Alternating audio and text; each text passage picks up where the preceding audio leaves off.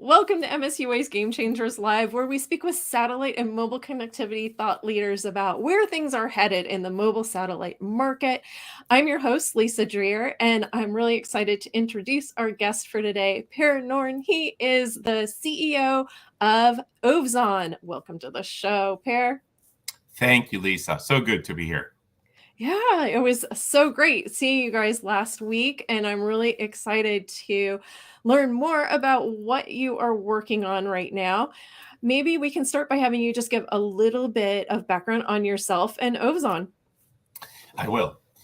As per the name, I'm Swedish, born in Sweden, but I've lived in the United States for almost 16 years now, and been in technology, in aerospace and connectivity and software, hardware, in technology my entire life, really. So I'm kind of at home in with Ovzon as well.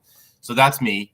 Um, Sort of a perfect mix for me to have one foot in Sweden and one in the US, because Ovzon is a Swedish American company, really, with a huge customer base, user base in the United States, and most of our R&D, and growing in Europe, but most of our R&D and technology development in Sweden as well, and our service support center in the US. So Ovzon started off as really focused on mobile satellite terminals, and then has turned into a service provider, which we call a Satcom as a service, right? All integrated pieces, four of them: the satellite terminal, mobile satellite terminal, the network with satellite network, the teleport or gateway, which we work with selected parties, and then how we integrate all of that into manage a full service for our customers and end users.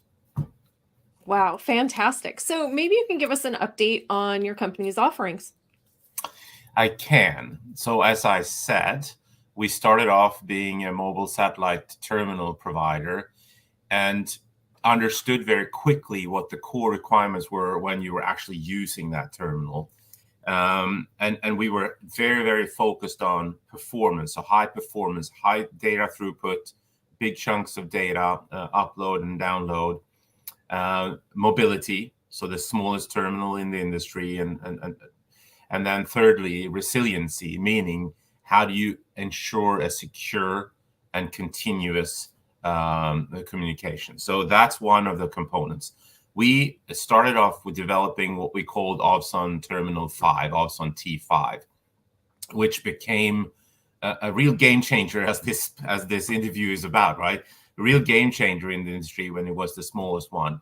We transitioned the last 3 years over to the next generation, which is the Ovzon Terminal 6 T6 terminal, which recently at the MSUA event won the prize for most innovative user experience, which we're super proud about, obviously.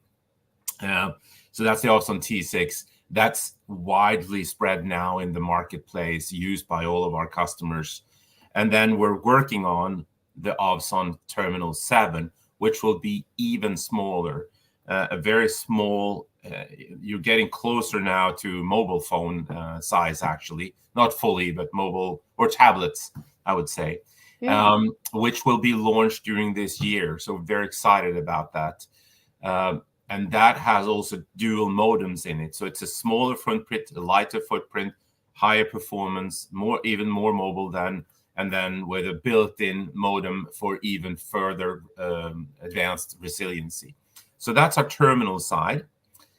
On the network side, we today buy satellite capacity from the likes of Intelsat and Hispasat and SES and others, Eutelsat in the industry. And we design then the network that fits each of our customers' needs and missions. Now, in the future, we will have our own satellite. So Ovzon 3, which is our first satellite, is in the final stretch of production and finalization and dynamic testing. Will be launched later this year, sometime in the time period of July to September, by SpaceX from Cape Canaveral, Florida. So that's a huge sort of a milestone for us, obviously. That has an onboard processor on it. The onboard processor is basically a gateway in space, software enabled, which will help our customers and end users to even have a higher degree of certainty of connectivity. Because when a gateway, for example, gets taken out or is not functioning, where the signal goes down, you can make one of our terminals a hasty teleport, and you use that as a closed loop communication system thanks to the onboard processor, which is integrated on the satellite. Wow. So yeah, so it's a lot of things going on that have been built on the history of the company that is now coming to fruition this year. So we're kind of busy. I'm very excited about the 2023. It sounds like it. So, I mean, I'm hearing so many trends buried within everything that you were talking about: size, weight, power, on the terminals, and just kind of quality of service from the service perspective. So, are there other key trends in the industry that are influencing the direction of your company right now? I think we're influencing the trends, the trends somewhat. Wow. And I wouldn't let's be very humble. We are, but we are also influenced by trends.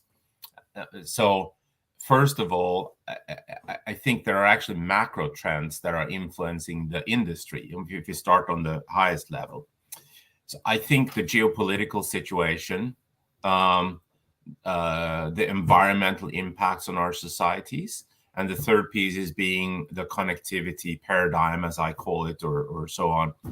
All those three means that what was previously nice to have with satellite communications and mobility is now a must-have. Mm-hmm. So I think the industry has turned into an essential part of the globes and societies and countries' communications infrastructure. And I think it's been proven sort of with two specific cases. I think the war in Ukraine, as well as environmental catastrophes like the recent one with the devastating earthquakes in Turkey and Syria, it has proven to be a necessity to have mobility and satellite communications and resiliency, as we call it, the secure communication, up and guaranteed in those environments. And I think our industry and the trends in the industry goes towards those as well, because it's almost like the vectors are going in the same direction, where technology and industry trends is driven by and drives solutions that must be available in today's world. Mm-hmm. So I think that's kind of on the strategic level, the trends. Other trends, of course, software enablement is very important. That you don't have to build a hardware product, that you then have to take back and put, repair and fix and upgrade and so on. You can actually do it with software, even in space today. We do it with cars, we do it with even refrigerators and other things. Those trends are really strong, and I think we're also in the forefront of those. Those are a couple of things that I would think about that are there. And then the last piece is, of course, mobility. You saw some things at the satellite show, or we saw, all of us, some prizes were given to also companies that now are enabling Apple phones with satellite communications and so on. I think that's very cool. I think it's about time. Mm-hmm. And I think that kind of drives the form factor to smaller, more agile, and more usable for the end user. Mm-hmm. Absolutely. So I think you talked about this a little bit in the beginning, where you were saying that Ovzon has a really big presence in the US. Are there, I guess, what other geographies are you working in, and what are your kind of most common use cases for Ovzon services and solutions? Yeah, I think two levels probably to answer that question, or two levels of. One is, what industries or market segments are we in? So today we're in defense and we're in emergency and rescue services, basically those two areas, and they follow the geopolitical trends I talked about as well. In that, geographically, U.S. of course is very important from a defense perspective, but there's also an increased need for these kind of solutions also in Europe, specifically other parts of the world, but Europe specifically right now. So that's been a real game changer for us during last year when we started our first kind of real Swedish defense implementation, also in France and also in the broadening in the UK. So you can then see, and we have discussions in other countries as well, but we have started to lay the foundation for using the same capabilities and solutions and tailor them somewhat for the needs of those in the defense market. And then in the emergency market, if we use that in market segment, the Italian Fire and Rescue Service, which is our end customer, is really, really becoming a reference point for others to then see, well, if you can build a command and control center quickly using Ovzon Satcom as a service at the landslides in Ischia, the island of Ischia, or in Turkey, Syria, we need the same, because they can see the efficiency of how you can actually be proactive and predictive in the rescue missions rather than reactive. Mm-hmm. So I think those, but Europe is probably the growth area that have spun up the most in 2022 and will in 2023, I think. Excellent. Are there partnerships, or I guess what role are partnerships playing in your business?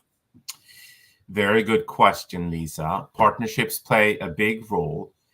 We have a strategy where we have decided to stay very true to the core of technology, business, commercial, and kind of core competence and skills within those areas, and running the company pretty lean and smart. And then therefore partners in all aspects around us are important. Yes, go to market is natural. We work through channel partners. We work through the frame agreement holders with governments, et cetera, across the globe. We are selective. We try to work with only those that are high quality, et cetera. So we have very, very good partnerships on that side.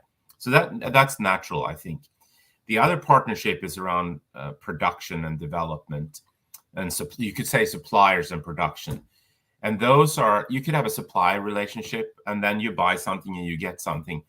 We're somewhat much deeper than that. So, we've found a phenomenal company in Sweden that produces our mobile satellite terminals.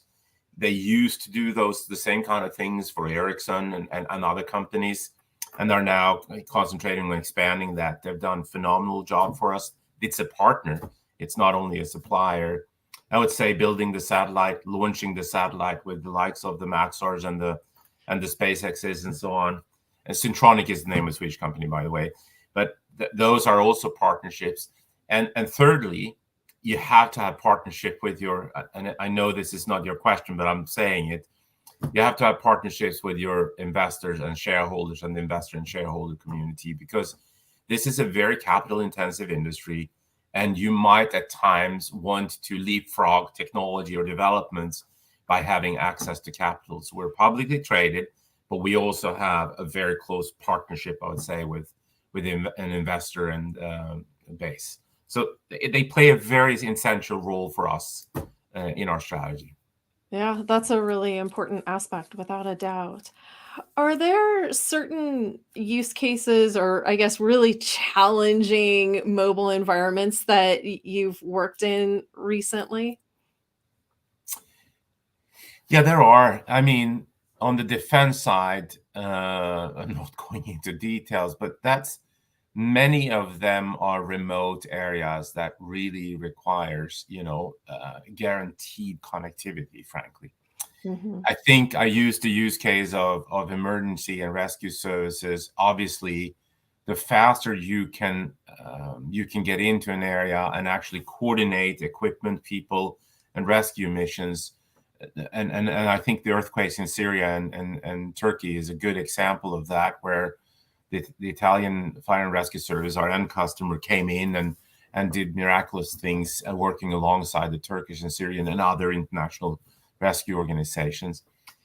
I also think, one of the things that we maybe don't talk that much about is the presidential elections in Colombia, or the UN's work in Colombia with trafficking and so on and so forth. Those have very high missions and importance for democracy and so on. So without them, there's no infrastructure out in certain countries. And so without our solution, you can't register for voting, etc. So those are interesting cases, I think. And then I would say the future holds for drones, both in the air for surveillance maybe and so on the water, and even also larger ships and vessels of sorts as well, and helicopters, which were actually very close in breaking through in how to get. And a helicopter is an interesting aspect. It's very difficult to get the signal through the rotors, and we've found a way here. I think we're close to a breakthrough there, where that could actually be a really important new application to our suite of applications. So those are a few cases that I think symbolizes that pretty well. Yeah, that is a really exciting use case. I know that that has been a challenging platform to put satcoms on for a really long time. For So a long time, yeah. yeah, amazing, amazing.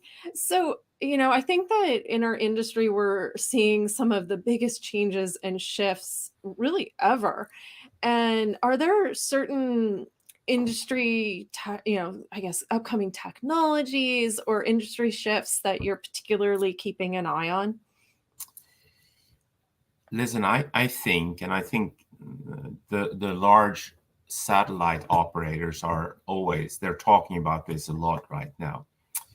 Is there, the mix of geostationary MEO, so mean Earth orbit, and LEO, and what's the right answer? And I think the trend there is the right trend, because I don't think it's necessarily about GEO, MEO, and LEO. Now, it is for the companies because there is an investment that is being made in something. But if you think of it from an end user perspective, which we tend to do at Ovzon, it's awesome that you could have a LEO capability for consumers, so you complement the normal infrastructure and the cell communication with that, and all of a sudden you have an integrated solution. I think that's awesome, and I think the industry has talked about LEO for a long time. It's happening now, so I'm excited about that. And I think we're a complement of that, because we're so focused on operational guaranteed communication in any remote area, or even a backup in normal areas. So I think it's not either or that has been the trend before. It's both. And I think the investment that goes in both is also critical.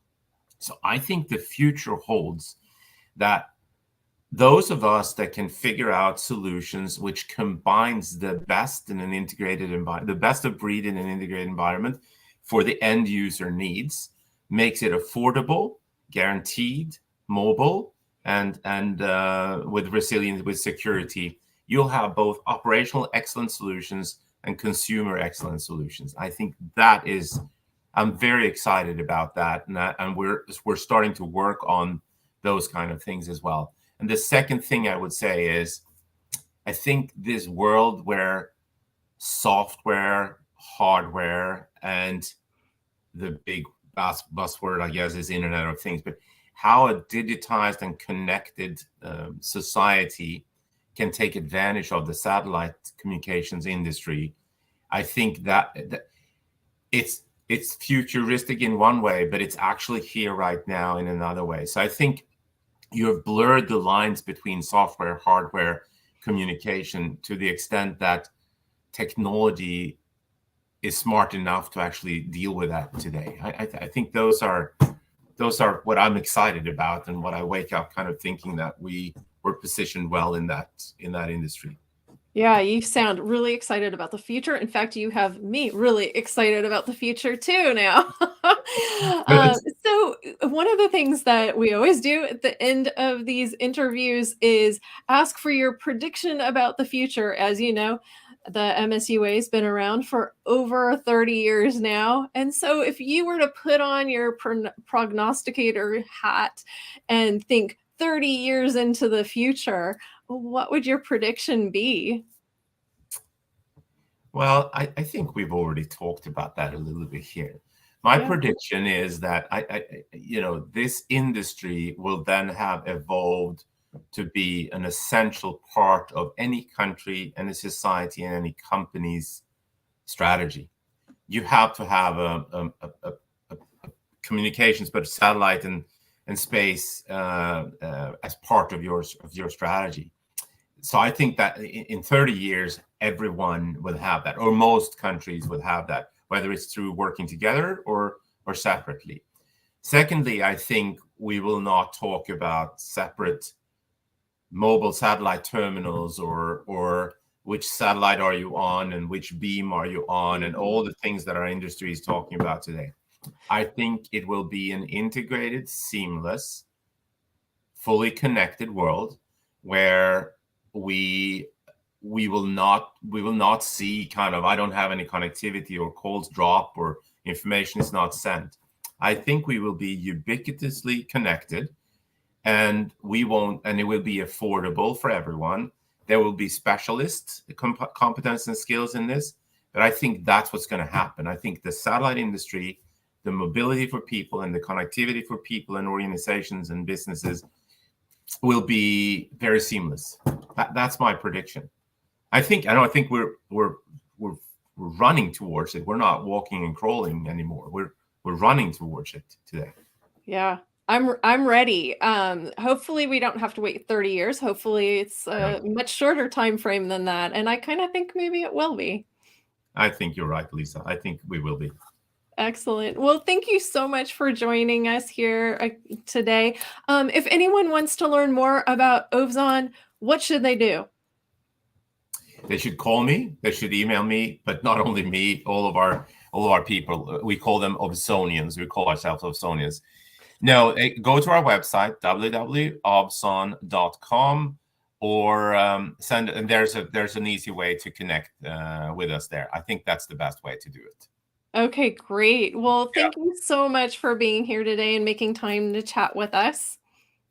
Thank you, Lisa. This is fantastic, and also thank you for the MSUA award ceremony that you hosted in at the satellite show. It was remarkable, and there were some very very exciting awards, as we said. So thank you to you and to MSUA for everything you do. It's Oh, thank you so much. And I do want to take one moment to thank the Mobile Satellite Users Association for hosting these sessions. You can learn more about the MSUA at msua.org, and we'll see you next time on Game Changers Live.